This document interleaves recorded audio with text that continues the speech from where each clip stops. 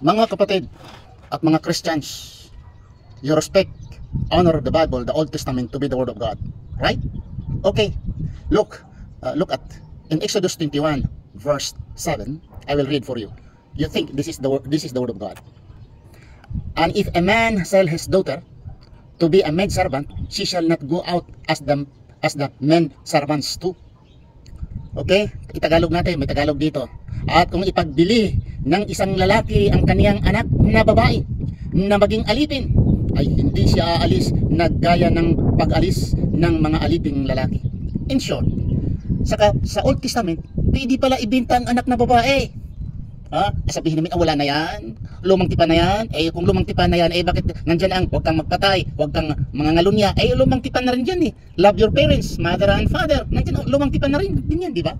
Pinipili lang ninyo mga kapatid kung ano ang dapat gagamitin, di ba pa?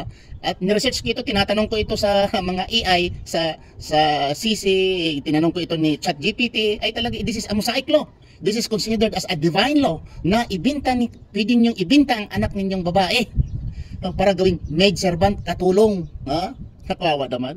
Ano kaya kung ang Muslim pa nito sa Quran mabasa yan? Ano na kayang tahol na tahol ninyo kung ito ay mabasa sa Quran, mabasa sa hadith, nga pwede namin ibinta ang aming anak na babae? Sa inyong Biblia, banal mga kasulatan, sabi ninyo. At lahat ng nasulat ay tama. Ayon pa sa aking katunggali nga si Pastor Katampungan, tama ang lahat ng nasulat sa Biblia, yung particularly sa King James Version. Tama po ba na ibinta ninyo ang inyong anak para maging maid, katulong sa iba?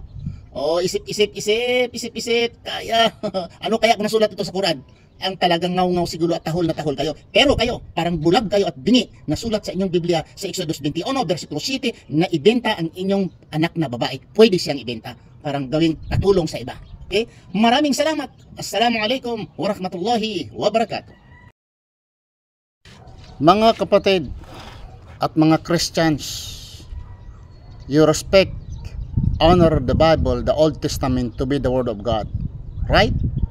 Okay, look at in Exodus 21 verse 7. I will read for you. You think this is the Word of God. And if a man sell his daughter to be a maidservant, she shall not go out as the men servants too. Okay, itagalog natin, may Tagalog dito. At kung ipagbili ng isang lalaki ang kaniyang anak na babae na maging alipin, ay hindi siya aalis na gaya ng pag-alis ng mga aliping lalaki. In short, sa Old Testament, pwede pala ibenta ang anak na babae. Sabihin namin, wala na yan, lumang tipa na yan. Kung lumang tipa na yan, bakit nandyan ang huwag kang magpatay, huwag kang mga ngalunya? Lumang tipa na rin dyan Love your parents, mother and father. Nandyan, lumang tipa na rin din yan, di ba? Pinipili lang ninyo mga kapatid kung ano ang dapat gagamitin, di ba pa? At niresearch ko ito, tinatanong ko ito sa mga AI, sa CC, tinanong ko ito ni ChatGPT, ay talaga, this is a Mosaic law. This is considered as a divine law na pwede nyong ibinta ang anak ninyong babae para gawing maidservant, katulong. Nakawawa naman. Ano kaya kung ang Muslim pa nito sa Quran mabasa yan? Ano na kayang tahol na tahol ninyo kung ito ay mabasa sa Quran, mabasa sa hadith, nga pwede namin ibinta ang aming anak na babae? Sa inyong Biblia, banal mga kasulatan, sabi ninyo. At lahat ng nasulat ay tama. Ayon pa sa aking katunggali nga si Pastor Katampungan, tama ang lahat ng nasulat sa Biblia, yung particularly sa King James Version. Tama po ba na ibenta ninyo ang inyong anak para maging maid, katulong sa iba? Isip, kaya.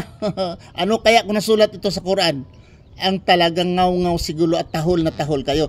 Pero kayo, parang bulag kayo at bingi, nasulat sa inyong Biblia sa Exodus 21, versikulo 7, na ibenta ang inyong anak na babae. Pwede siyang ibenta, parang gawing katulong sa iba. Okay? Maraming salamat. Assalamualaikum warahmatullahi wabarakatuh.